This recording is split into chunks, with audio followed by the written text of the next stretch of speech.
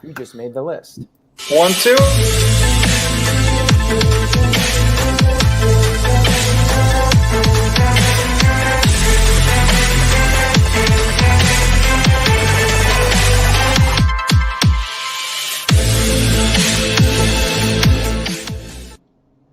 Oh, welcome, NoDQ Galaxy, back to a brand new edition of the NoDQ Review, number 135. And I am Virtue, being joined by the elite panel of NoDQ this week, consisting of Aaron Rift, myself, Big G as always, and returning Son is back, the man of many voices. I'm not going to say 1,000, 1,004, because I don't know. But what's up, Son? I'll start with you. Welcome back. Boy, we got some stuff to talk about, man.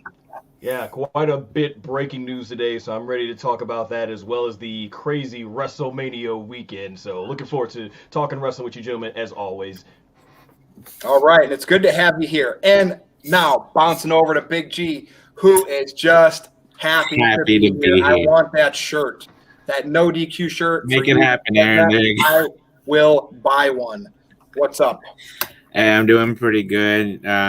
A long week of wrestling. I was kind of burnt out from wrestling this past week. I think I watched NXT yesterday morning and Dynamite this morning just to have a little bit of break. We got some breaking news today, like Son mentioned. And for the people out there who want to super chat about asking me who said this, you ask it, you will make the list of Big Baller G. That's a threat. Boy, This is going to be an interesting review now on top of all the big news. All right, Aaron, over to you before we get started. I thought we were going to have a really big NoDQ review tonight this morning. And then we got hit with all of the releases. And now this could be the biggest NoDQ review we've ever done in terms of discussion topics. Will it be the biggest NoDQ review of all time in terms of viewership? That remains to be seen. We've had a couple of strong showings the past several weeks. We took last week off. We're back now. No NoDQ budget cuts, although a few people might be on thin ice if they keep messing around with us, but we won't get into that. We're going to discuss WWE, the top stories of the week. We got Mr. Tito here. We got a lot of the regulars, Nick. We have Israel Diaz, Dr. NXT Scorpio, Oofman, Father Adrian. I'm sure we're going to have Psycho Jet Black come in, talk about why wasn't Ricochet released. He'll have some kind of insult towards Ricochet. But in the meantime, before we get to Ricochet and other topics, let's go ahead and get started with the breaking news, Virtue. Okay, so today we had the spring cleaning, the post-WrestleMania cuts. And look, people, it's a business. We don't know why they do what they do and they cut who they cut, other than it makes the books look good. And Vince McMahon is a master of this. But this go around, here are the names. Wesley Blake, okay.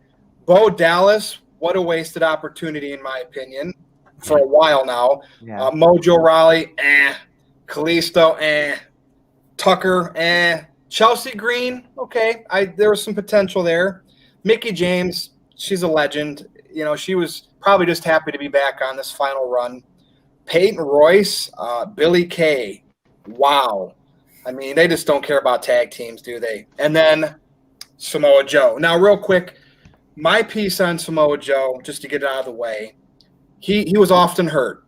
But Bray Wyatt, as Mr. Tito would say, was often hurt, and they found the Fiend gimmick where they could protect him and do goofy stuff, but ultimately use him for something. Well, they were using Joe on commentary. I just don't feel they were going to pay a commentator or wrestler money. I don't know what Joe's contract was, even when it was ending, but they weren't going to pay a commentator or wrestler money. That's just my opinion. Take it away, Son, because you're back this week. What sticks out to you? Obviously, I think we know, but take it away, man. All right, yeah, I will start off first with Samoa Joe. And I know you mentioned that, yeah, Bray Wyatt's been injured a lot. I think for them, they just wanted to cut their losses with Joe because they probably didn't feel comfortable putting him back in that main event spot. With The Fiend, they obviously love doing all the basically like all the gimmicks and stuff with him and the hocus pocus and things. So I think they value him at least in that way. Whereas Samoa Joe, I just don't think they feel confident to put him in that spot. And it's a shame for me because I've been a big fan of Samoa Joe going back to Impact Wrestling. And I really wish the only thing left on his resume would have been a WWE Championship run. So that's unfortunate.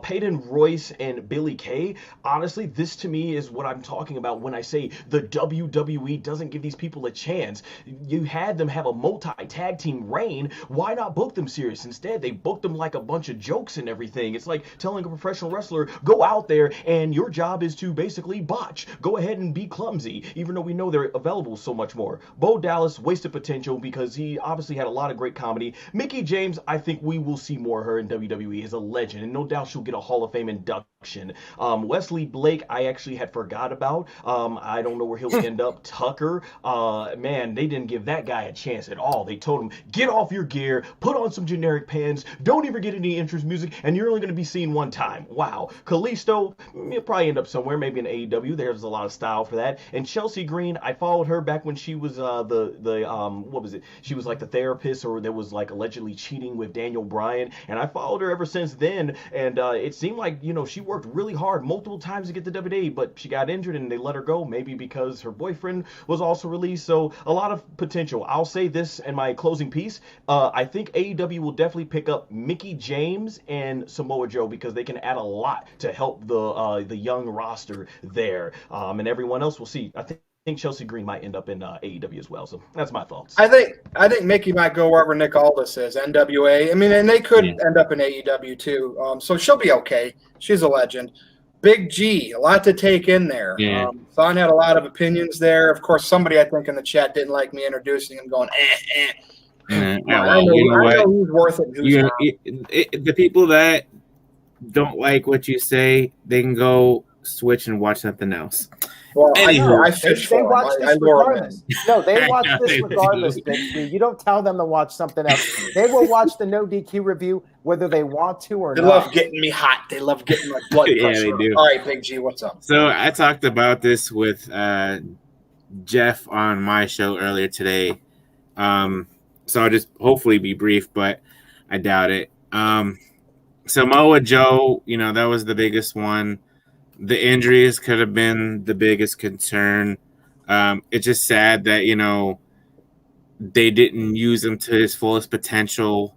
They didn't give him a WWE title run. I mean, his match with Brock Lesnar at Great Balls of Fire was a great one. His feud with AJ was awesome.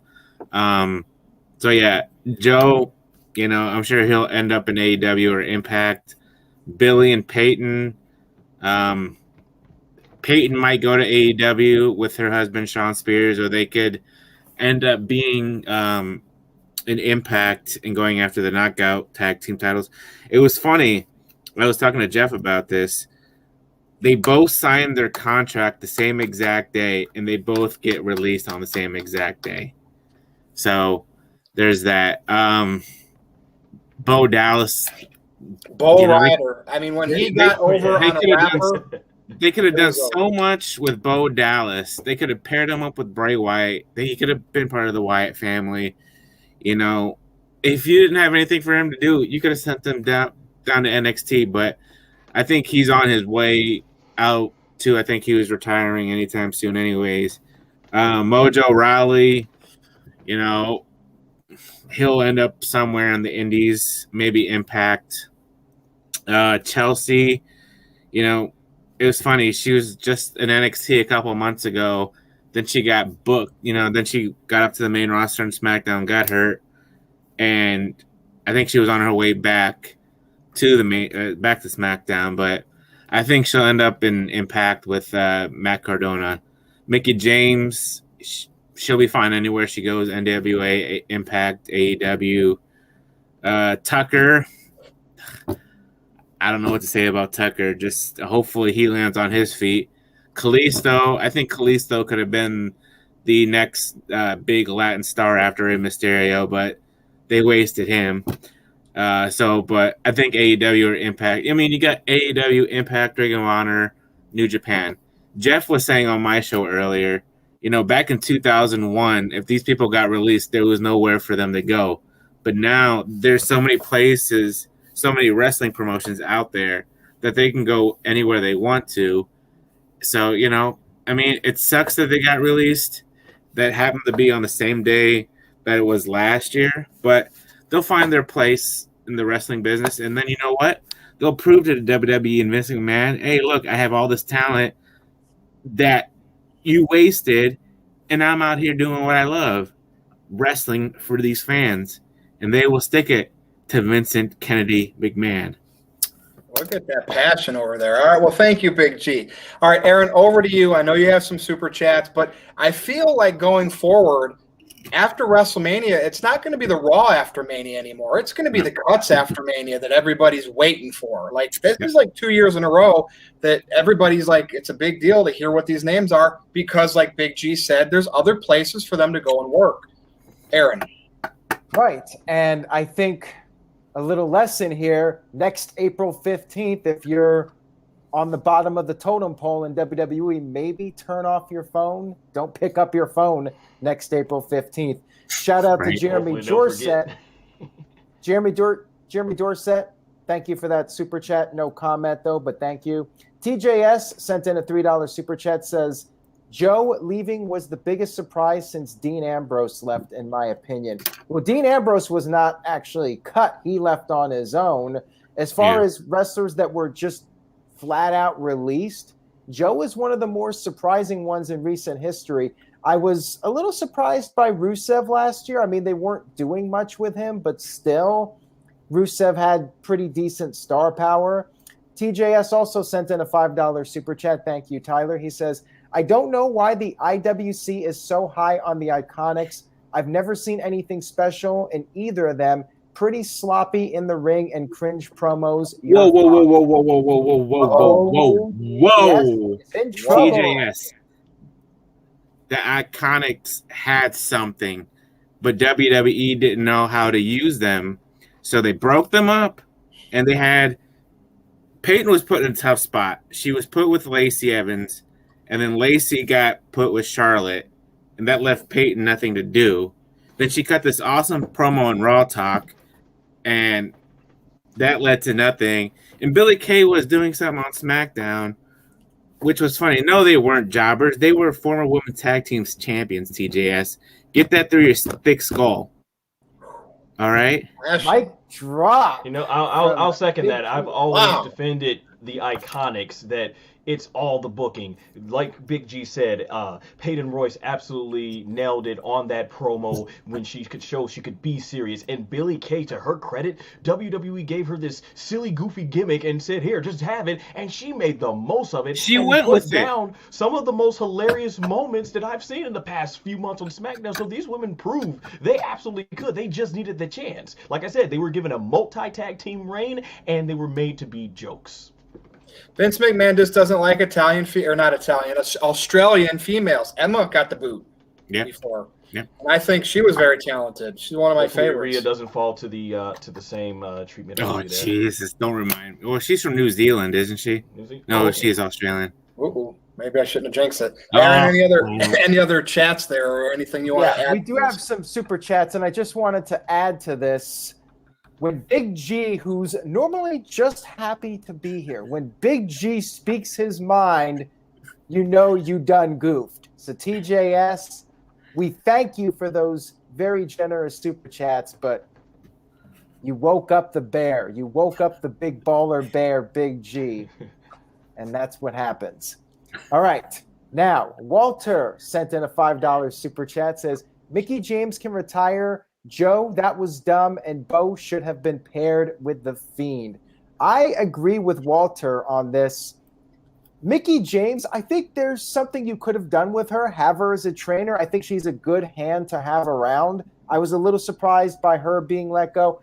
Samoa Joe, no doubt, for me, was the biggest surprise because Joe has been killing it as a commentator. I think he's been doing great, and I thought maybe he'd go over to SmackDown or he would be cleared and wrestle again, for them to just cut him. And even if they didn't want him as an announcer anymore, you could still have him as a trainer. Joe has so much experience in the business. He's been around forever, and he's a guy I would want around. If I was running a company, I would want Joe there as somebody who can help out the younger talent. I was very surprised that Joe was let go. And I wonder, I know Virtue will disagree with me on this, but I wonder if WWE had known about the 1.2 million viewers for AEW Dynamite this week, if Vince would have cut Joe. I wonder if Vince would have reconsidered some of the cuts, but I know Virtue disagrees with me, and when I finish here, Virtue can add his 2 cents onto that.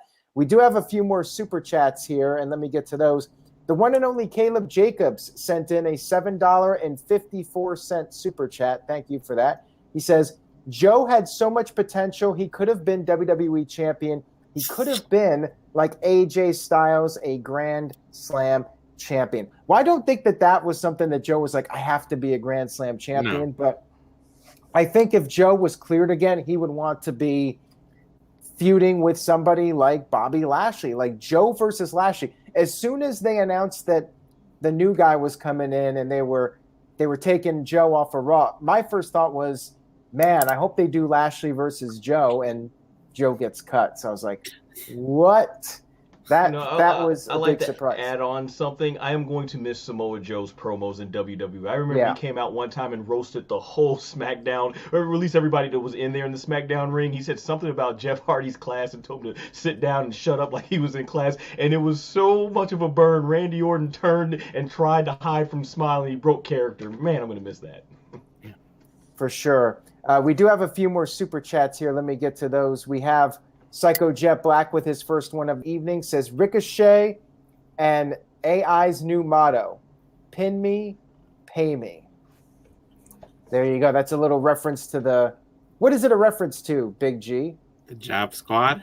What? Big G, you knew it. Congratulations. You know a little bit of wrestling trivia. We'll see if he can get you later. And Psycho Jet Black with another $2 super chat says, Mojo Rawley has talent, LOL. And then Power Packers 90 sent in his $2 super chat, says, did you see Tucky's tweet? Seems happy to be gone. Yeah, I think we knew that the writing was on the wall with Tucker when him and Otis split up, and they literally did nothing with him as soon as that team broke up. It was pretty much just a matter of time for him. All right, TJS sent in a $3 super chat, says, never forget the awesome build for Brock Lesnar versus Samoa Joe. That was awesome. To me, that was the moment that Samoa Joe proved that he could be on top in WWE and work with the top guys. And it just saddens me that he did not get to do more in the WWE run. Now, granted, the injuries certainly played a role in that and hurt his chances of long-term success in WWE. I think if he had come in maybe 5 years earlier, he would have had a very strong run in WWE, maybe would have even gotten a world title run for a short period of time. Hab Connell sent in a $5 super chat, says, Joe could have asked for his release since they won't let him wrestle. Yeah, but I'm just surprised. He was at WrestleMania doing commentary with Michael Cole while wearing a poncho.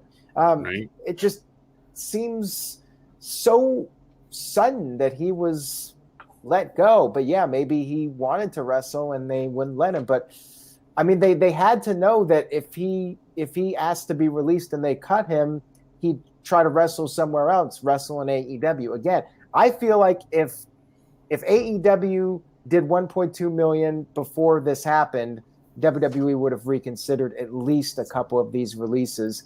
And This Guy Experience with a $5 super chat says, am extremely upset about these cuts. IIconics could have been more. Low blow to Joe. My love, Mackie. Why, Bo, why? Sorry to everyone. Vince effing everything up. Well, thank you for that, This Guy Experience. We appreciate that. And Ratnick sent in a $5 super chat, says, making sense of WWE's annual releases is like making sense of their Hall of Fame. It's mind-boggling. Now, I know people talk about how we are in a pandemic and WWE shouldn't be cutting people. They're making record profits, but they've been releasing people for decades. A decade ago, we'd have the spring cleaning where 10, 15 people would be cut. It happens. You have so many people on the roster and you're not doing anything with them. So you're just burning money if you're not going to use them. They're better off being able to get work elsewhere. For some of these guys, they're going to be able to find work. There's plenty of opportunities. You have AEW, you have Impact Wrestling, you have New Japan, you have Ring of Honor. These guys have places they can go and they can actually wrestle and they can live their passion instead of just sitting in catering and doing nothing. And for a lot of these guys, it's about being able to work. The money is not the biggest issue. The biggest issue is being able to do what you love doing. So it sucks to see people losing their job during a pandemic, but the upside is that a lot of them will be able to find work elsewhere. We've seen a lot of people thriving, people that have been let go. Zack Ryder is doing well. You've seen Miro do stuff in AEW, not great stuff, but hey, he's there. Hopefully he's now that he's no longer with Kip, but yeah, that's a whole different story. Mr. Tito sent in a $3 super chat, says, more Triple H signings released, look inward. Well, there you go. Mr. Tito. See, Mr. Tito is like Psycho Jet Black. Psycho Jet Black always targets Ricochet. Mr. Tito always targets Triple H. So, yeah, I'm not surprised by most of the releases, but there were a few that caught me off guard. I'm a little surprised they did it on the same day, April 15th, as they did last year. Right. But that's how businesses work. They have people under contract. They bring in new people. They cut people they're not using. That's just how it goes. And I wonder how many people AEW will sign, though, because WWE has so many people, or AEW too. They both have so many people under contract. Is AEW going to be able to pick up a lot of these guys? They're already throwing 75% of their roster into factions because they have so many people on TV. So what are they going to do? Never have enough YouTube shows. Yeah, that's right. I mean, we might get a fourth show. Hey, look, Aaron, here's my piece on the 1.2 million that AEW drew. All right, before you say that, let me get to Caleb. He says with $4, I wanted to ask, did Jericho quit WCW or was he cut? He left. Let his contract expire. Yeah, he talked about it on the Stone Cold podcast, which was really good, by the way. I highly recommend checking it out. All right, Virtue, go ahead. So you had the Stone Cold podcast that showcased Jericho talking about AEW towards the end of it. TNA used to draw 1.5 million, and I was looking at Dynamite last night. You had Mike Tyson heavily featured. Now, yes, he hasn't really drawn the numbers before, but you had Sting on the show, Christian, Matt Hardy in the main event.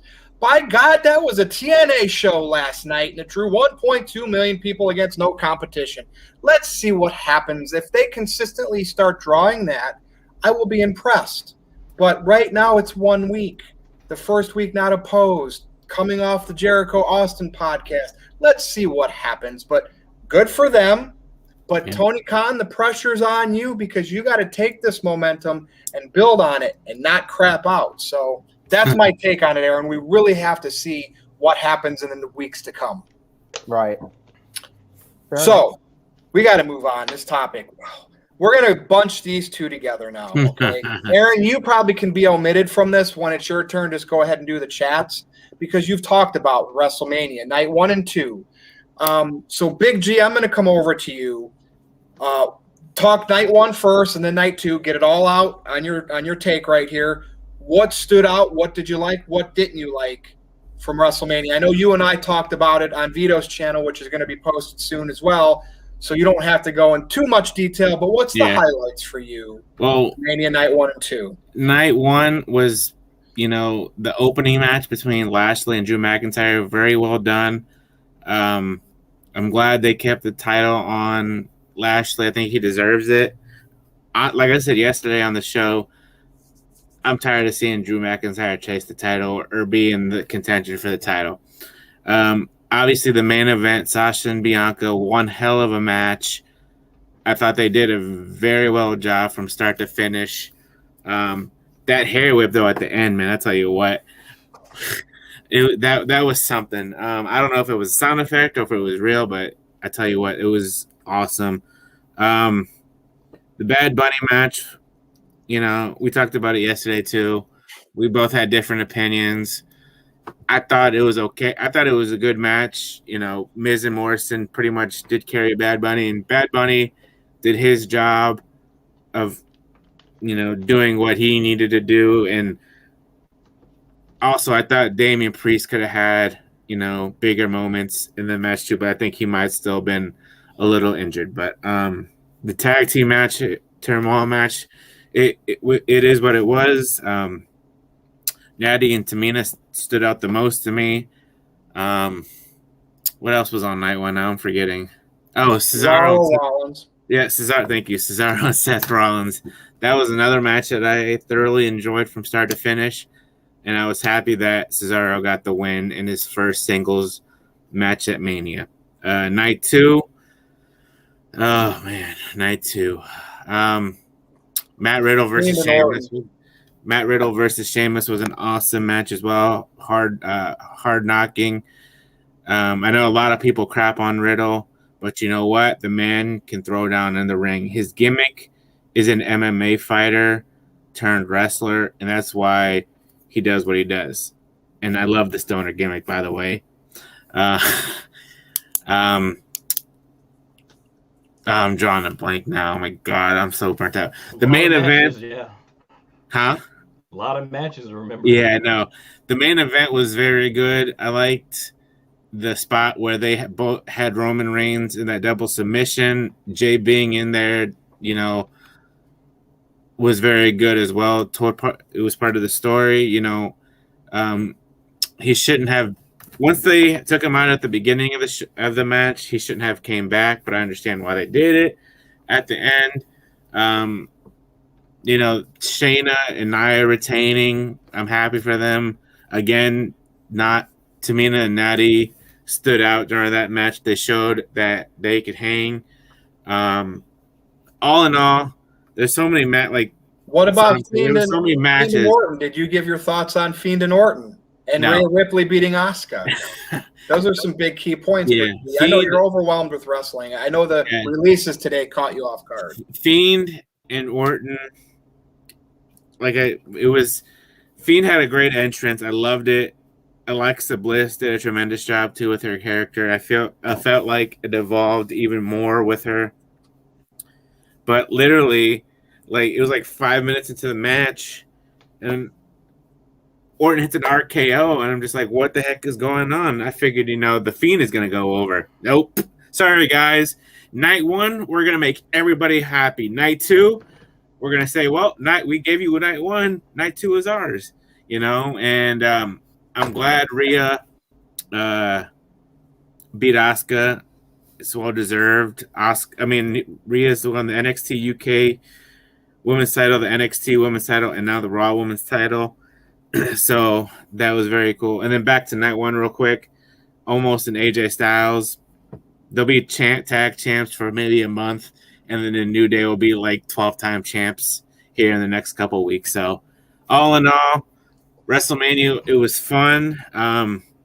My top three was the triple threat main event, Sasha, Bianca, and Drew versus Bobby. There you go. I agree with that. So thank you, Big J. I know that was a lot. Now, before I pass it on to Son, Steve-O was trying to tell me AEW is in the top 10 with their other the second best wrestling show back in the day used to do 3 million plus people. So don't give me this AEW is doing good. Wrestling, it's not cool to watch anymore for people. There's a huge difference to grow. And you're talking, Steve-O, a niche fan base. It's over with them. Look how wrestling used to be. 10 million people watched on a Monday night, okay? That's when it was interesting to me because anybody and everybody talked wrestling. So, with that said, WrestleMania night 1 and 2, over to you, Son. You had a lot of time to soak it in. What's your take here? I've already recorded my review, so I'll plug that probably again at the end. Basically, hop over to my YouTube channel if you want my full thoughts. But basically, when I think of WrestleMania nights 1 and 2, it is the perfect personification of what the WWE is now, and that is their number one problem: inconsistency. And when it comes to that, you look at night one, amazing, incredible night. I hadn't had so much fun watching a WWE show in a long time, and I was almost at the beginning of my review, I said we are 50% of the way there to arguably what could be one of the greatest all-time WrestleManias in history. And then night two happens, and it's like down. But overall, night one was tremendous. Every match basically had something special, a big moment, and that's what I appreciate. Memorable moments in each match that you can remember, aside from the tag team turmoil match that they did. And I thought the main event was incredible. So proud of Bianca and Sasha making history. It was a main event to remember. Like I said, if it doesn't reach my top 10, it is probably close to my top 10 for all-time WrestleMania matches. Just can't say enough great things about that. Night two, though, really put my mood down with what they did with Alexa Bliss, The Fiend, and Randy Orton. For all my Dragon Ball fans out there, they essentially were taking the Majin Vegeta and Babidi storyline. If you put Vegeta as Alexa Bliss, she basically like, you may have invaded my mind and my body, but there's one thing a goddess always keeps: pride! And then you're going to have The Fiend as Babidi go like, since when does the possessor overpower the possessor? And that's exactly what this storyline basically reminded me of. And once again, like I said, the problem with The Fiend and what they're doing, they keeps reinventing himself, and they keep beating him over and over and over and over. And it doesn't matter how many times he reinvents himself. At this point, to salvage Bray Wyatt, you're going to have him go on this winning streak for 2 years straight. And then most of the show was just okay to me, but you expect great for WrestleMania.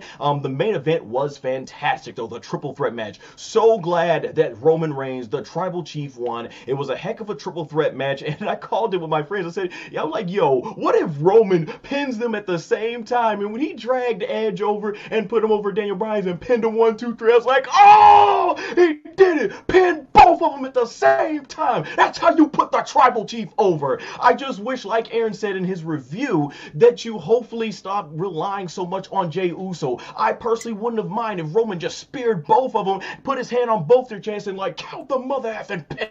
And that's how you get it over. But it was so great to see Roman getting those organic reactions to the booing and how he was playing up the crowd and trash talking them back. So overall, night one was amazing, and night two was just okay. For my full thoughts, it's on my YouTube channel. All right. Well, thank you, Son. Now, for me, night one, I liked it. Obviously, I was kind of shocked that Bobby Lashley retained, but that's a good shock, because now they can build him as a monster heel. We could get the Brock Lesnar match. That'll be interesting if that does happen. Could it be SummerSlam? We don't know yet with the pandemic, but that possibility is there. More of a possibility than Roman versus The Rock. But, McIntyre will be okay. I didn't like how he was distracted. A lot of people didn't, by MVP yelling. Should have jumped up on the apron and physically did something. I know MVP was hobbling, so maybe that's why they didn't do it. Turmoil match, whatever. Rollins and Cesaro was fantastic. Great finish. Good for Cesaro.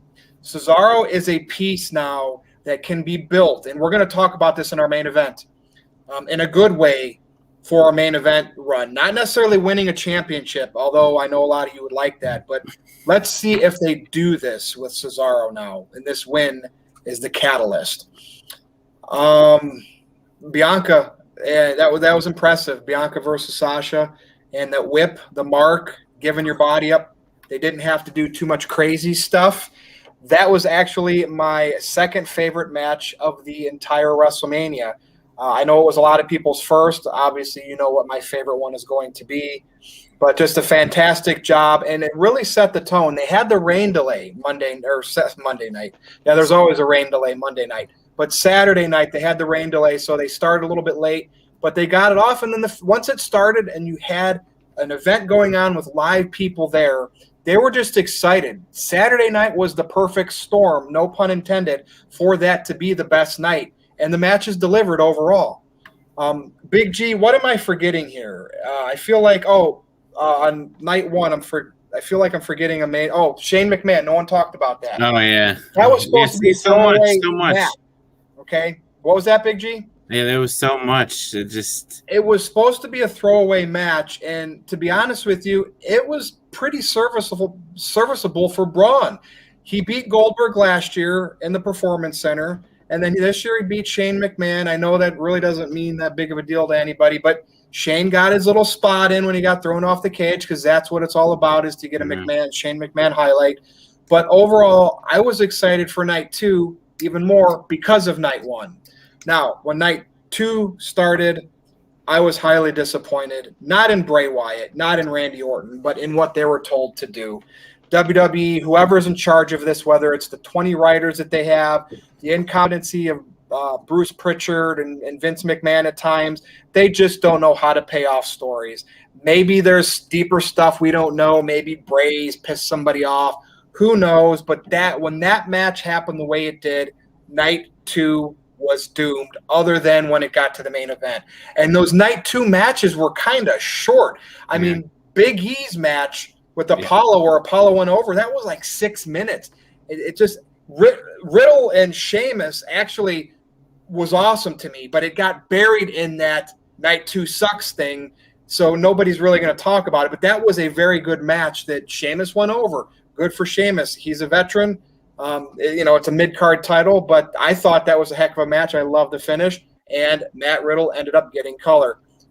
Big G, your woman retained her tag title, so at least she has that with Nia Jax, by the way, who will never get future endeavored because she's related to The Rock, so she'll have to leave on her own accord.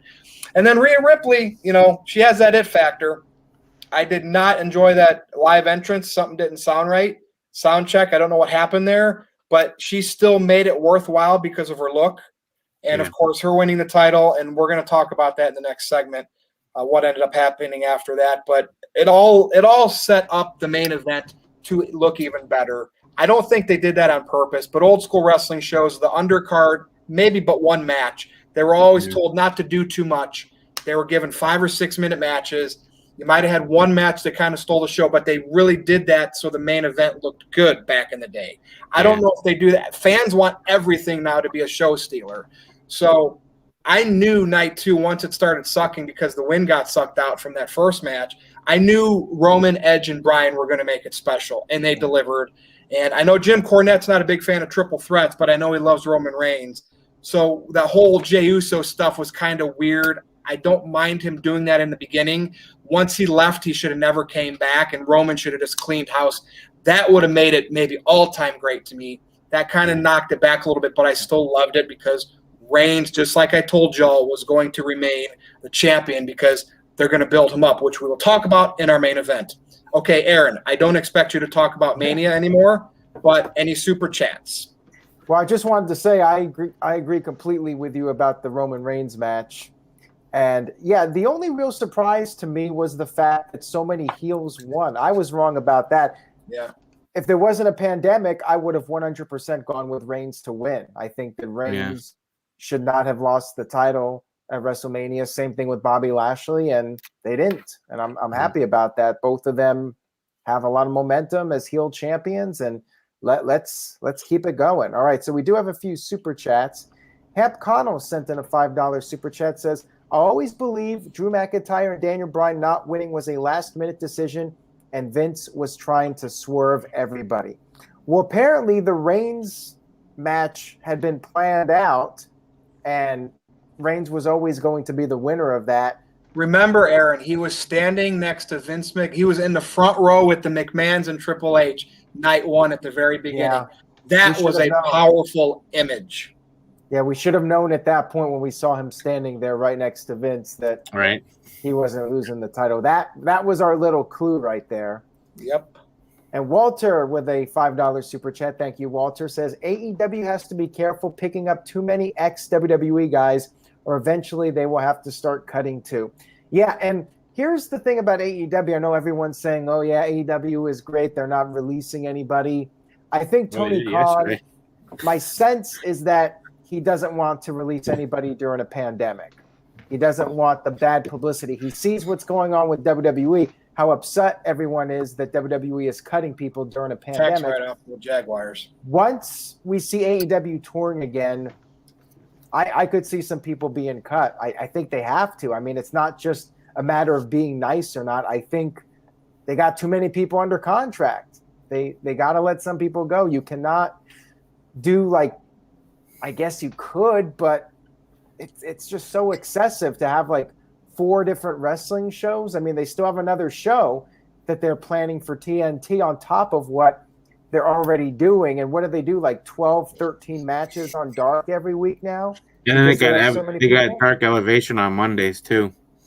Yeah, so I think they got to let go of some people at some point, and that's going to suck. But I think they're going to have to trim the fat eventually. And I think Tony Khan is just waiting until this pandemic winds down. I think. Now, Aaron, real quick before you read the super. Go ahead. Elise, right? They let go Eva Elise this week, I think. Yeah, yesterday they got rid of Eva Elise. Yeah, it seems like they're getting some drama with a couple female wrestlers now have left for whatever reasons. But Aaron, real quick, I wanted to address from night 2 of Mania. I did enjoy Sami Zayn and Kevin Owens. They just weren't given much time, and Logan Paul was in there. I mean, he took the stunner like a celebrity would, blah. And I just didn't want to talk about Bad Bunny from night 1. Everybody knows my opinion on him from Twitter, but I just wanted to address why I glossed over those. Okay.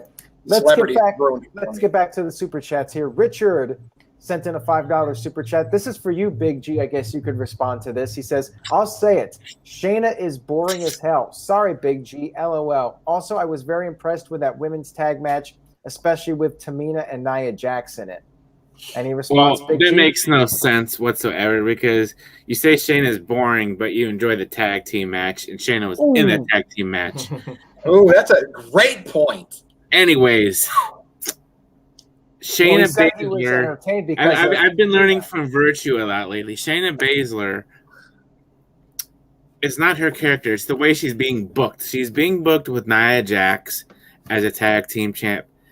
Go back to when she debuted at the Mae Young Classic up until her main roster call with Becky Lynch. She was one of the most dominant NXT Women's Champions Elimination Chamber in NXT history.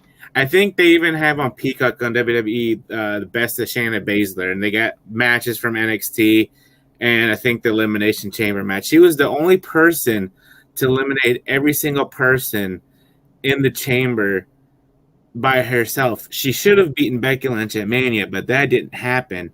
So now what needs to happen is drop the titles to whoever you have left in the women's division. Bring back the Bella Twins if you have to. Give the Bella Twins the tag team titles. Have Shayna become a babyface and go after Rhea Ripley for that Raw Women's title that she deserves to win. And then have her as one of the most dominant women champions in history. And then eventually, when Ronda decides to come back, have Shayna versus Ronda or Shayna versus Becky, Shayna versus Charlotte. You have so much potential with Shayna Baszler. Yeah, that's she may not right there. WWE hire him. Shayna By the Baszler. way, you're not my biggest fan. Adrian said you're my biggest fan, number 1 fan. I'm my biggest number 1 fan. Okay, get that straight. But anyways, I'm gonna always support what Shayna does. She may not be the best talker, but she is she doesn't need to talk. She proves it in the ring. Well said. All right, Aaron, more super chats. All right, yeah, let's get to those here before God, we're going an hour and a half today. All right, so Matt Phillips Review sent in $5. Thank you, Matt. He says, why doesn't NXT have matches on pay-per-view cards yet? Will they always be excluded from playing with the big boys? Great question there, but I think the idea is that WWE wants to get as many main roster people on WrestleMania as possible, and those are the people that get the priority. I mean, I would love to see an NXT world title match at WrestleMania. I would have loved to have seen Finn Balor with Karrion Kross. Imagine Kross's entrance with the fans. We still haven't seen that yet, and I'm really stoked for that moment. But yeah, I get it. You got a lot of other people that are there on the main roster that I guess need to have a spot as far as WWE is concerned. We have a $2 super chat here from Richard. Says, I was more entertained by Natty and Tamina. Well, there you Well, go. good for you. And this guy experience is calling you out here. Big G, he says, shut your mouth, no more Bellas. Shayna is number one. So he agrees with you on that at least. Well, the Bellas took care of Bailey, by the way. Oh, poor Bailey. Jeez. Yeah, I just felt bad for the fans that were expecting Becky Lynch to show up there and got the Bellas instead. The only person happy about this was the CEO of NoDQ, Caitlin. She was loving it. And she said if I try to say anything bad, she's going to bust out the whip. So I had to watch my words on social media. We got that. Are we moving on, Aaron, or you got some more? No, we're good. Let's move on. Okay. Here. I'm going to combine these two topics, too. Charlotte returns on Raw. Love the promo. 12-time champion, and I think that counts all her NXT title reigns, right, Big G? Correct. Let's do this. Let's get her to 16 to at least tie John Cena and her father. She's right back in the main event scene, so for whatever reason, they held her out of Mania. Obviously, she had COVID, so we don't know the true story there. And then Rhea Ripley and Belair took their titles and went to NXT so they could have a glorious moment with all the champions. Hey, this is where we're from. This is our roots. This had Triple H's fingerprints written all over it. He is very self-conscious of Mr. Tito's column there and criticisms. He had to make sure that those two superstars on the main roster that won on the big stage went down to his little NXT to gloat those championships. Mr. Tito, congratulations. Those two ladies were on NXT with their main roster titles because your column triggered somebody in the WWE office. Congratulations. All right, Big G, I'm going to come back to you. Charlotte returns and your thoughts on what I just talked about with the titles on NXT. Charlotte coming back and pretty much, I don't know if it was a work promo or a shoot promo, but it was one hell of a promo. She spoke the truth. She pretty much put everybody on notice in the women's division that she was here to stay. And no matter what us fans try to do, she will always be in that title picture. I loved it. She's like my female Roman Reigns. She will always be in the title picture. And you know what? I've come to accept that. She's mentioned, I don't know if she did it on purpose, but she said she's a 13-time women's champ. But we know she's a 12-time women's champ. So she's foreshadowing that she will win the title again. Is there another title in there we didn't count? No. 12? Okay. It's 12. But like I said yesterday and today, I felt like she was like foreshadowing it, like saying she's going to become a 13-time champion.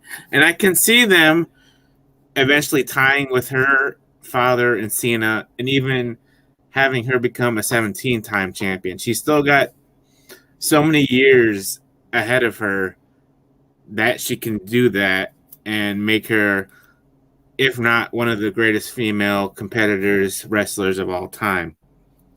Now, with that being said, Rhea and Bianca showing up on NXT with Raquel, with all three of them in the ring showing off the titles.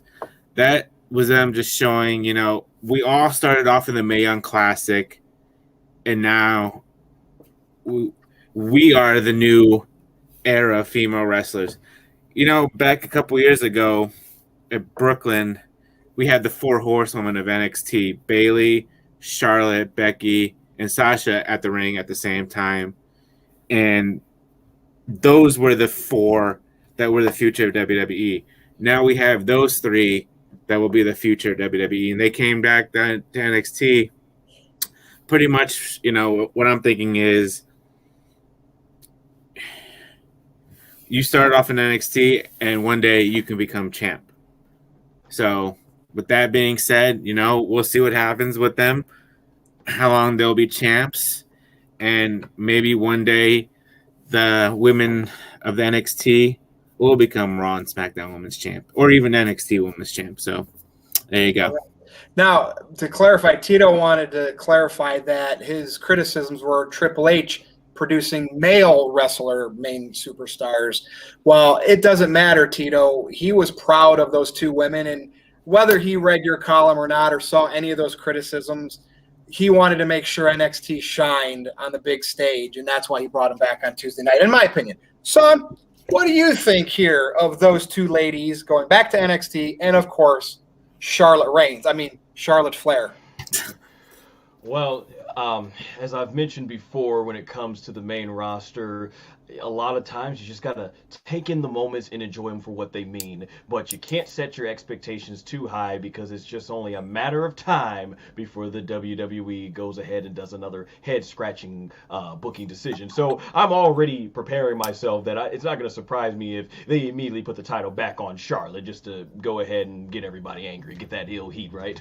But hopefully they go all the way here with Rhea, and Rhea should be definitely going over Charlotte. Charlotte, I thought she cut a great promo when she was complaining about everything of not being on there. She dressed different, and that's something I like Charlotte, but one of the things is it just feels like Charlotte hasn't really reinvented herself at all. Like she's just been doing the same, arrogant queen gimmick. So if this means, new attire, new way of dressing, new attitude, just more vicious, I'm all for it. Definitely something new for Charlotte. I am going to be looking forward to the triple threat match with them. As far as NXT, that was an incredible moment. To me, that represents what NXT is supposed to be. You bring these talents in, you get them ready for the main roster, they go to the main roster, and they actually go ahead and win the big world titles. Like, that's what Evolution's supposed to look like. I saw the photo where Triple H was posing with all three of them. He like a proud papa. I always joke that it basically NXT, it's like Triple H is like the dad's house, and then you got to go over to like the grandfather's house, Vince, and he's not as cool as dad, and that's why you got people like Vince, like, I want to go back. There you go. Like, let me go back to Papa H. Even in an interview, Bayley, she was asked by Austin, what do you think about Triple H? Her response was, Papa. But here's the thing too, I think it's really great because you have three great representations.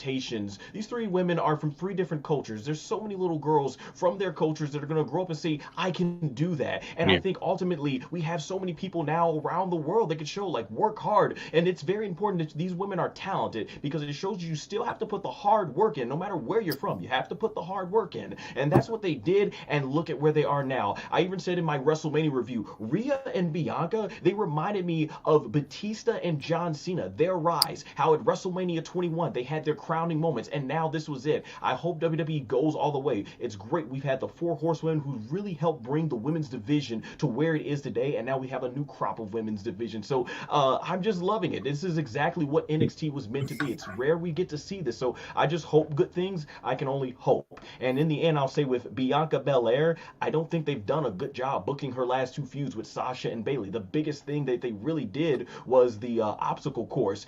So the matches were awesome. I just hope from now on they book Bianca in some better feuds. You go ahead and, she might have to keep her emotions in check. I appreciate the emotion of her crying. It's so genuine, you can tell. But, just maybe leave that for after the big moment wins. But now she's got to be the EST. She's got to walk around. She's got to own it and basically prove that she is the baddest woman in the SmackDown land, because I think Bianca Belair definitely has what it takes to appeal to a casual audience, to make someone go like, wow, I haven't watched WWE in years, but this woman's bad. I need to check this out. But they've got to go all the way with the storyline. So please, Reginald's funny, but keep them out of Bianca and Sasha's stories. And that's my take on that. Thank you. And it's like the history of NXT is really shining for the women, but not for the men. More so than the men. And, Tito says it goes back to the training, who trains the men versus who trains the women. But we can't argue. I mean, are we all in agreement that NXT, the women of NXT, have more of a chance to get to main event level on the main roster and stay there, right, than the men at this point? Yep. Nikki Cross. Look at Nikki Cross. I just knew when Nikki Cross got onto the main roster, she was going to get a lot more success than her fellow brother in what was it? Sanity. I forgot that. Yeah, Sanity. Yeah. And because they were pushing the women's division. Now I don't know what the heck they're doing with poor Nikki Cross. But yeah, I felt that when they all went to the main roster, I'm like, Nikki Cross is the one that's going to get over. And they didn't even give the other ones a chance. Now, I do want to clarify. It is night 1 main event, not night 2 main event level. And, of course, the other women's main event included Ronda Rousey. All right, Aaron, what's your take here on Charlotte's return and Ripley and Belair? Yeah, Virtue, I get what you're saying. If WrestleMania was one night, Bianca and Sasha would not have been the main event of the show. But it was cool that you had the opportunity to give them the main event spot on night 1, and they did it. It was very well executed. well said by Son about Bianca Belair. The sky is the limit for her. And same thing with Rhea Ripley. Both of them have some real momentum now, and a lot of interesting storylines can develop. What's Charlotte going to do? Good to see Charlotte back, and I think being a heel is the right move now. People are wondering what's going to happen with Rhea Ripley since she's a heel, and at some point you got to have that inevitable Rhea versus Charlotte match. Maybe Rhea is a tweener for now and she goes back to being a face. We'll have to wait and see what happens. But hopefully Charlotte stays heel. I think Charlotte has been bouncing around too much as of late. I think that Charlotte really needs to stick to one role. And as far as Bianca goes, you can do a rematch with Sasha. I'm sure they'll do that because, well, it's WWE. They just love rematches. And you have Bayley as a possible opponent for Bianca. And what about Becky Lynch? Whenever Becky comes back, I'm hoping Bianca and Rhea stay champs for a while because you can have them as strong champions and eventually Becky returns to challenge one of them on either Raw or SmackDown. You got a lot of possibilities. Women's division looking pretty solid. I'm hopeful that Alexa Bliss will get more in the mix too, get her challenging for a championship.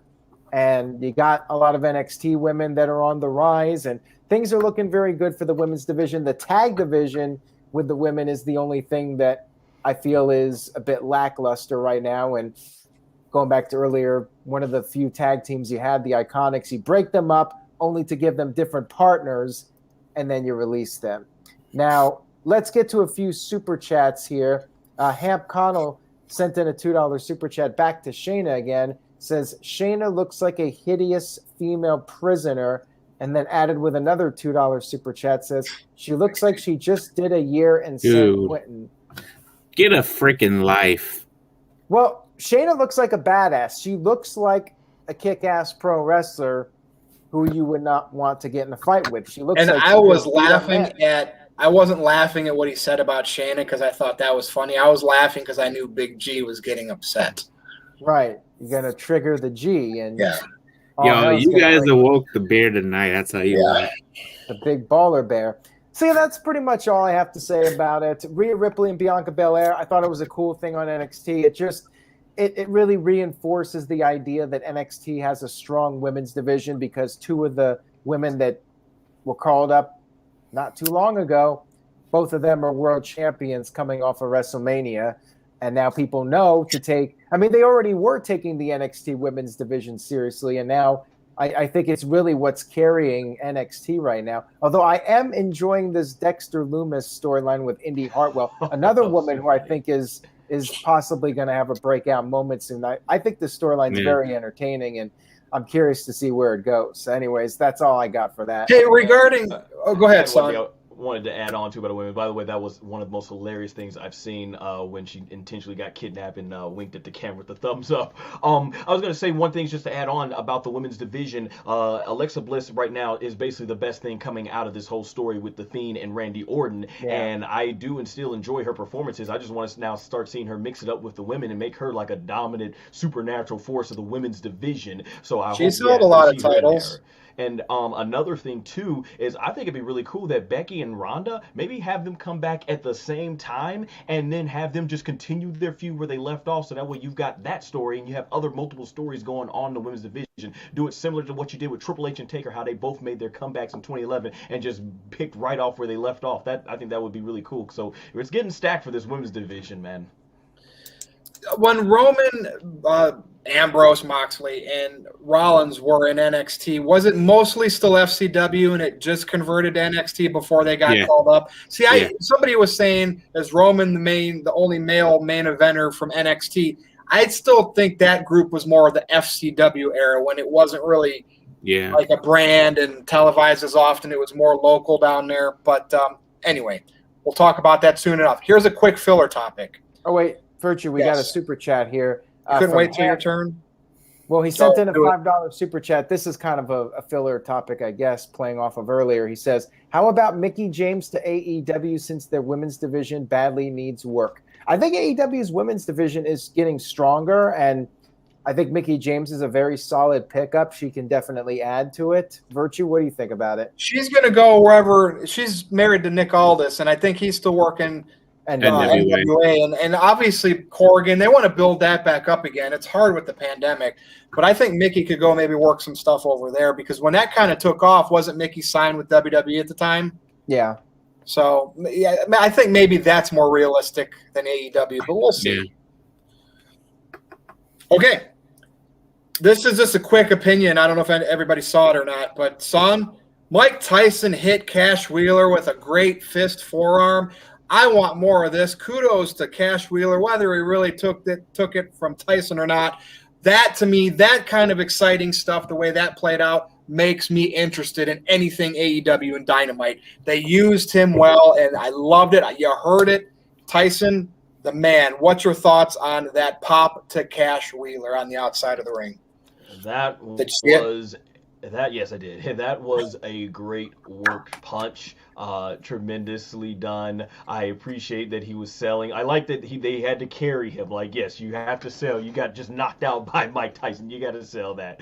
That was really fantastic. I thought what they did with MJF was funny. I was cracking up through the whole segment. Aaron made such a great point on his review when he was talking about how he's a millionaire and you're gonna like Mike Tyson's had how much millions of dollars since his whole pro boxing career and you're trying to offer him. I loved him ripping it up and then just eating and spit it out. That was good stuff. But yeah, this was great. No doubt it probably had a big reason why they got a big rating. And more stuff like this in terms of building up AEW because they've got their core audience. So we need to do more things that's going to drive in the casual audience. But yeah, that was well done. I like how they tied up him and Jericho's whole beef and everything because you don't know how many times you're going to have Tyson on. So might as well say, hey, let's make up and that'll be it. So I'm interested to see what they do next time they can get Tyson around. And I'm glad we're heading towards the blood and guts match. So yeah.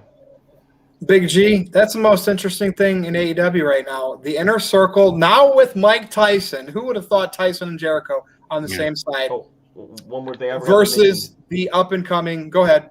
Jade Cargill, I think, is also like Aaron was saying the women's division is starting to come up. I think with Britt Baker and especially what I saw with Jade Cargill, Red Velvet, things are coming up, and I think she can be a very definitely a big star for them if they go ahead and keep pushing her right. She's doing very well for only her fourth match, so that's some good stuff going on too. She's got the look for sure. Big G, Pineapple versus the Inner Circle with Mike Tyson. Now I'm intrigued by this. Thoughts on the pop to Cash Wheeler? I mean, I thought that was awesome. Cash Wheeler sold it really well. Like you said, Wardlow had to carry him out, and everybody, was doing their thing. Mike Tyson looks great for his age. I know he's probably in the best shape of his life right now. Well, I wouldn't say that, but for almost 60-year-old man. For his age, he looks pretty well. And he can sell a punch or throw, you know what I mean. But yeah, hopefully, I'm sure we're not going to see a punch too. Buster Douglas knocked him out back in the day. Oh wait, that was legit. I mean, I'm sure we're not going to see Mike Tyson every week on Dynamite. He'll show up every once in a while, just to get those casual viewers in. But it's cool to see that Mike Tyson and Chris Jericho, squashed their beef. So we'll see what happens next. I'm intrigued to see how Mike Tyson is going to play in the Blood and Guts match on May 5th because I'm sure he'll be there for that match. So, like I said, I don't always speak ill of AEW. When there's stuff I like, I'm going to say I like it. Aaron? Yeah, it was a good punch. And I have to say, Cash Wheeler knows how to throw a good punch, too, if you watch back on the 2019 Hall of Fame when that I was like, man, that's ironic. I mean, it was work this time, but still. Yeah, so I liked it, and that's pretty much all I got for that. All right. Now, main event time. And there's only one man that can be in the main event, and that's Roman Reigns. Just like I said, he will remain the champion after WrestleMania. Everybody was throwing, Daniel Bryan could win it and relive the WrestleMania 30 moment. Or Edge, 10 years to the day where he retired, he should win it. Roman Reigns was standing with the McMahons front and center at the beginning of WrestleMania. I wrote that column 2 weeks ago. I just felt it. everybody said, well, Bryan got put in the match, so Roman doesn't have to take the pin. I wasn't buying it. No, Bryan was in the match because we saw exactly what happened. Roman Reigns pinned both of these guys to show dominance. Now, the only thing I don't like about this whole Roman Reigns thing is I like that Jey Uso is getting this time, this main event stuff. But I don't like that Roman is like using dirty heel tactics all the time. We need to see him dominate. We know he's capable of it because he's had runs like that when nobody liked him as the babyface. But this screams, let's keep the title on him for as long as possible, because here's what's going to happen, in my opinion. What's next for Roman Reigns? Now, there's a couple up-and-comers I want to hear what you guys have to say that could bide some time with Roman, but not win the title, and we'll come back to that.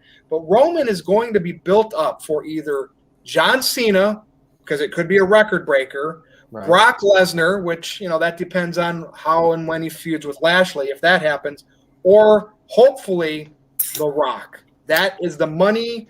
They're cousins. I would think if Rock can get out of contract Hollywood obligations for an X period of time, fans are back in full force, this is something he would do for a little cousin. Or, I don't know who's older. Right? Well, The Rock's older. So, Son, I'm going to go to you. Roman Reigns is Vince McMahon's guy. He always has been, and now a lot more fans are accepting it because he's a heel. So what's next for Roman? Who are some possible good filler feuds that Roman could have, even if he doesn't drop the title to him? So Roman Reigns, he was absolutely the right person to go over because Edge has had his moment. He doesn't need it. His legacy is set. Daniel Bryan's also had his moment. And yes, Roman's had his moment as well, but now it's so more organic with the way he is. I agree, absolutely. Enough of Jey Uso interfering. Have Roman, if Bobby Lashley can start winning matches clean, let's have Roman do the same thing here. I want to see this faction grow. Paul Heyman, Jey Uso is great. I don't know why it's been over a year now that Jimmy Uso isn't back, but I want to see Jimmy Uso come back, join them, and be the tag team. I want to see a female group, maybe bring Naomi over, have her be a heel in women's title.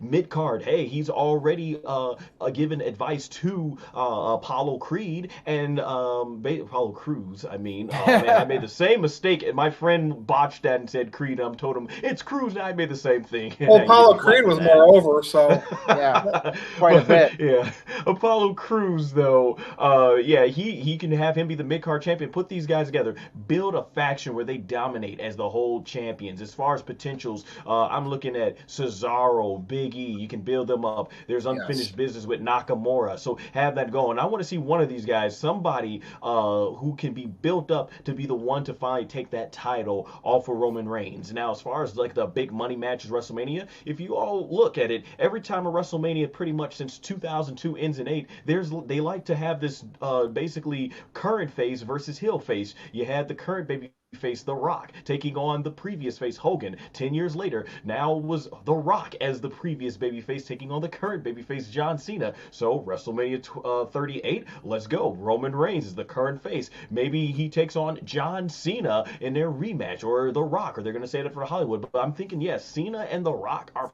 probably going to be your two best ones if they want to keep that tradition going. But right now, Roman should, at least for the majority of this year, definitely reach a year title reign, maybe even longer.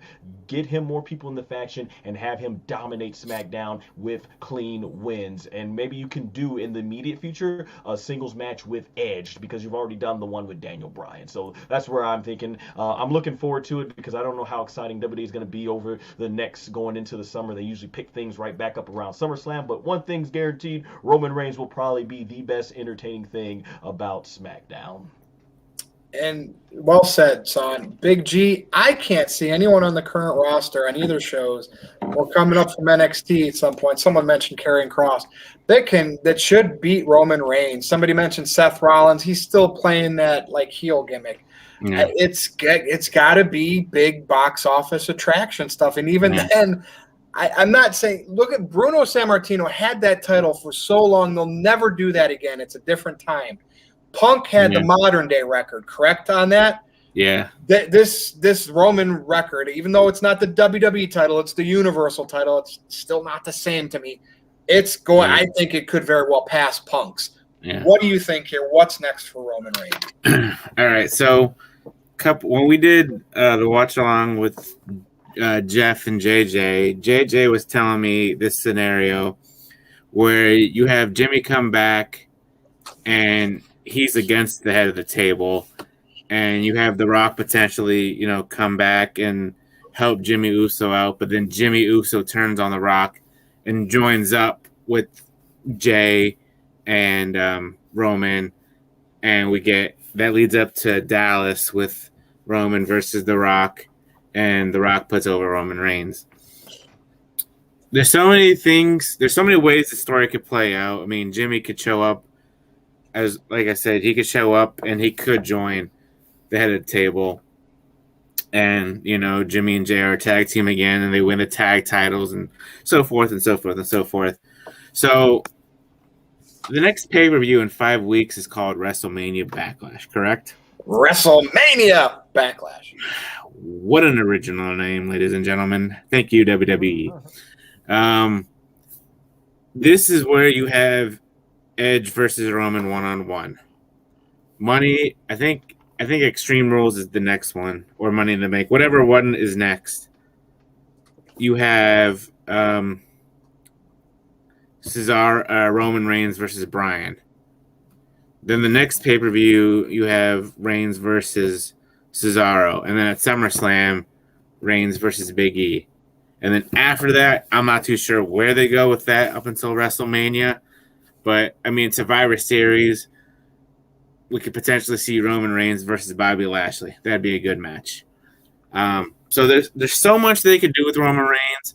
It all depends on how they book this. They could book this very well. They could book this very well, or they could just take a complete crap on it and do a 180 and do something out of the books. They could. Could you imagine him holding it to WrestleMania next year, and you know what? They can get The Rock. That would not shock me at all. And he beats The Rock. Now, hear me out here. And he beats The Rock, and everybody's like, who in the hell can beat this guy? Right. And then they make the deal with the devil, and the devil vice versa, and they get CM Punk to come back to beat Reigns at SummerSlam. The internet would break. Yeah. I'm telling you, if I'm a promoter, you throw every dollar you can and creative control to make that scenario happen. Anyway, just as fantasy booking, but I figured some people would appreciate that. I got one thing I want to add that I think also is very important that I've seen them run. They need to stop having Roman Reigns go on these 3-month programs, 3 to 4 matches or whatever with the same opponent. It was nice when they did it with Jey Uso. 2 was nice. Kevin Owens was okay with 2, but 3, 4, and then just having this spam over and over. I don't want to look up at SummerSlam and we've had Roman take on the same opponent for 4 times. I want them to line them on up and have Roman knock them down. I miss those world title reigns where you can look back and say, man, they went through all these people, they just went through the same 2 people for every 4 months. And Aaron, Father Adrian said, I want what Virtue is smoking. If AEW rating grows and looks like they're growing, tell me Vince McMahon wouldn't do what he had to do. Of course, with that said, I think AEW really needs CM Punk more than WWE does. But anyways, I had to throw that out there. We're always going to talk about CM Punk until he's an 80-year-old man, unless he comes back. Right. We'll always talk about him because of what he did in the past. Yeah. Will Love or always be hate CM Punk, his articles on NoDQ.com, anything related to CM Punk, I get good traffic from it. Sometimes a CM Punk article is the most read post on NoDQ.com for a given day. He still attracts people. People are still interested in what's going on with him. And you can see all the troll comments. Everyone's like, who cares about CM Punk? Well, clearly some people care about the guy. And him versus Roman Reigns would be box office, no doubt about it. Now, we do have a few super chats here, and then I'll give my thoughts. Psycho Jet Black with a $2 super chat says, will WWE try to turn Roman Reigns into a chicken shit heel? I hope not. That's the wrong way to go as far as I'm concerned. If anything, he needs to go the other way. And then we have a $5 super chat from Matt. Says, Big E should be on Raw by the end of the year to avoid Roman. have him beat Lashley for the title instead because Reigns should not lose the title. Well, there's an idea for Big E, maybe go after Lashley instead of Reigns. Here's what I think is going to happen with Reigns for the rest of the year. I think he's going to have a few filler opponents, hopefully a few. I think Son made a great point. It should be one and done with Reigns' next opponent, whether it's Cesaro, and I definitely think we're going to see Cesaro versus Reigns at some point.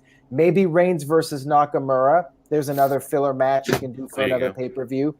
At some point, we're going to see Reigns versus Edge in a singles match. I'm not sure when, but I think that's also inevitable. Could be SummerSlam. Maybe they'll do it sooner. You got 3 pay-per-views. You got the WrestleMania Backlash. You got the Money in the Bank. Maybe Cesaro wins Money in the Bank and they save that for a little bit longer. That's a possibility. And then you got Extreme Rules. Maybe Edge could face Reigns at Extreme Rules. SummerSlam will probably have fans. And I think that you want a really big match for that. Maybe Goldberg comes in. That's another guy. We still haven't gotten our Reigns versus Goldberg match. And as I've said before, with Goldberg and Reigns, that is something WWE hyped up, advertised. Vince has always been about delivering matches that are advertised. I think it's inevitable we get that. Goldberg is due for a second match. His contract is for 2 matches a year. I think that's a possibility. Maybe SummerSlam when fans come back. And then going into the later part of the year in early 2022, and then WrestleMania, John Cena, obviously. That could be the Dallas main event. Roman Reigns and John Cena, they had that match at what was it? I was there for it. I think No Mercy. Not at WrestleMania. We have not seen Cena versus Reigns at WrestleMania. I'd like to see The Rock because I'm not sure how long you can drag out this Roman Reigns storyline before it gets too stale, but maybe they could bump it to Dallas. I know there's a lot of people thinking it's going to be in Hollywood if it does happen, but that's also a possibility, Rock versus Reigns at WrestleMania. But yeah, Reigns should stay long-term champion probably for the rest of the year going into next year's WrestleMania. And I'm getting the clap here from Virtue, so I'll come back on to everybody here. I think Reigns should stay champion. Brock Lesnar is another guy at some point, whether it's SummerSlam or Survivor Series or Royal Rumble or even WrestleMania. You got to fit Brock in there versus Reigns with Brock as the babyface and Paul Heyman's kind of in the middle. Who does he sign with? And another guy I forgot that the chat room is mentioning, Seth Rollins. Their history with the Shield. The roles reversed with Rollins this time as the face and Reigns as the heel.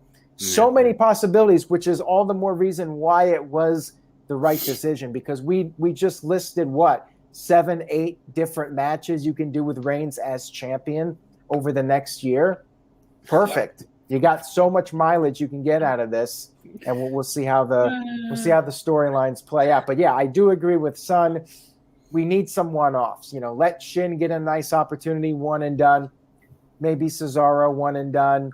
Big E, depending on what you want to do with the guy, if you really want to take him to the next level, you could start building him up. And if you don't want to go in that direction with Reigns, ship him over to Raw and have him go after the Raw champion. And there you go. Well, thank you. Wait, before you go, real quick, Psycho Jet Black sent in a $2 super chat. Says, imagine Brock cutting a face promo on Roman. Brock doesn't need to cut a promo. He can just come out there and just look intimidating and have that smile. Too much. That half smile grimace. Yeah.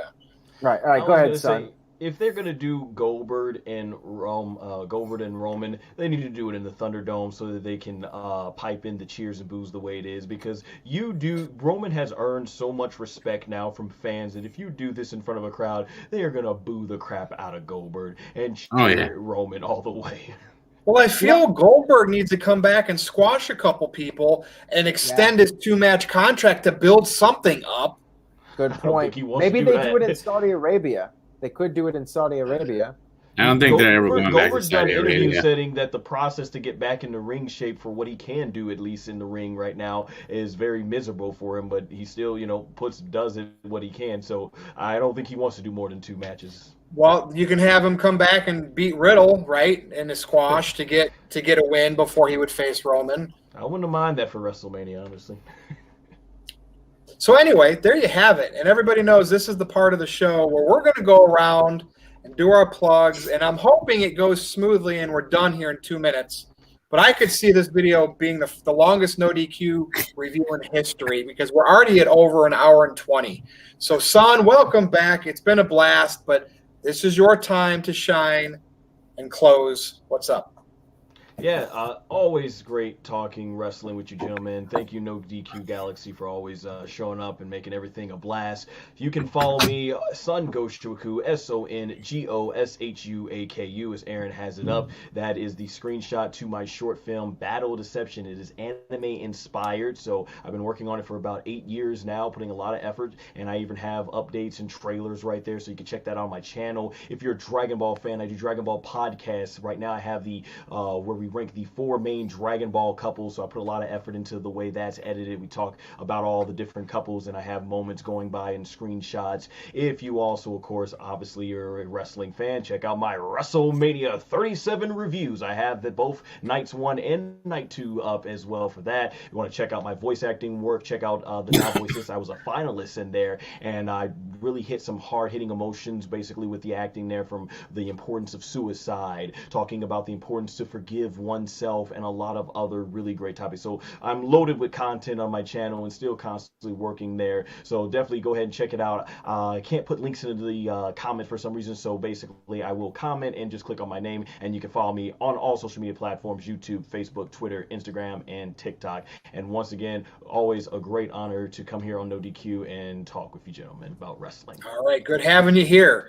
Big G, we know you're happy to be here, and you had to be loving this hour and 23 minutes. Whew, I tell you what, man. Anyways, NoDQ.com/BigBiology takes it to my Twitter page, and on there you will find my link to my YouTube channel, The Gridiron Grapple, every Tuesday at 5 p.m.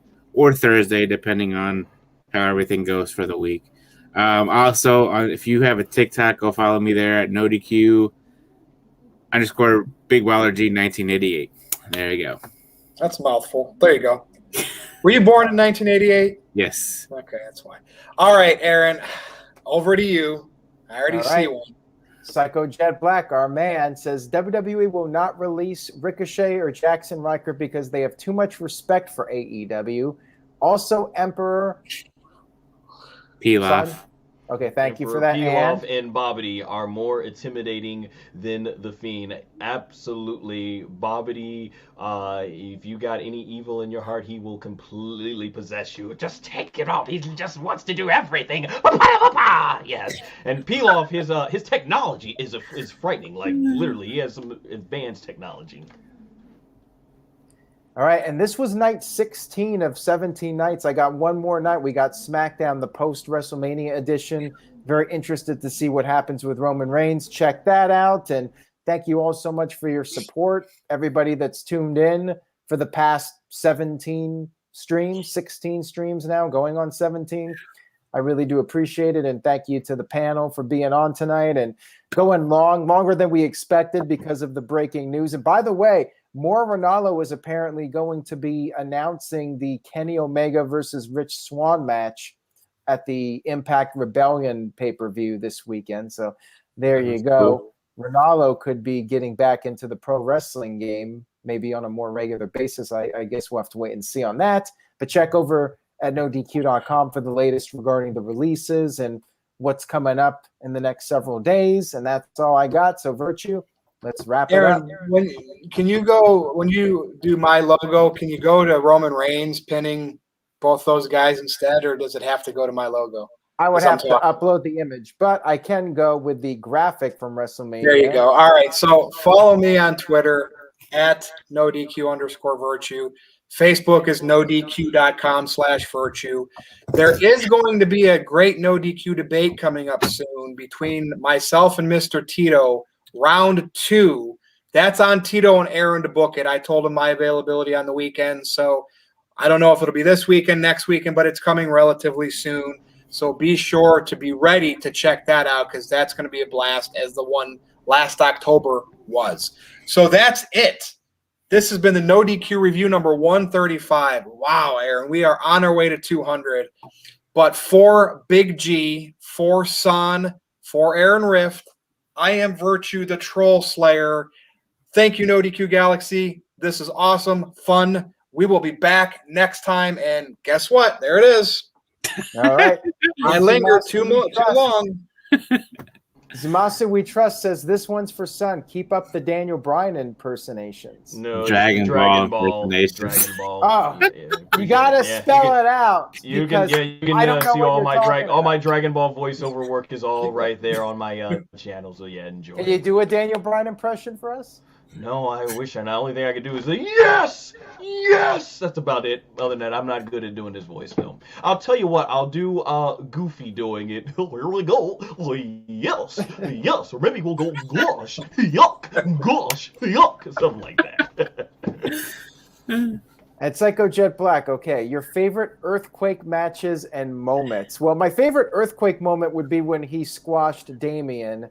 To me, that was the all-time classic. Favorite match, probably the SummerSlam one with Hogan. I just really enjoyed that storyline with him taking out Hogan and then Hogan making his comeback.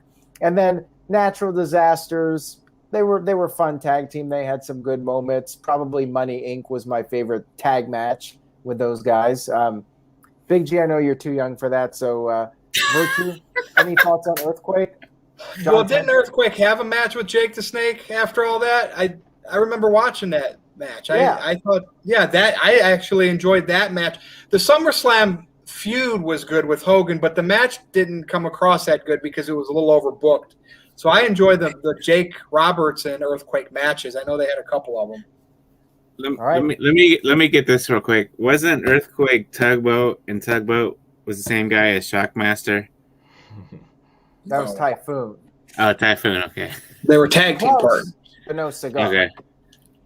All right, so we're done now. We can go ahead and wrap it up. All right, No DQ Galaxy, thank you for watching the No DQ review number 135. Steve-O, shout out to you. Keep fighting that good fight for AEW. See you next time.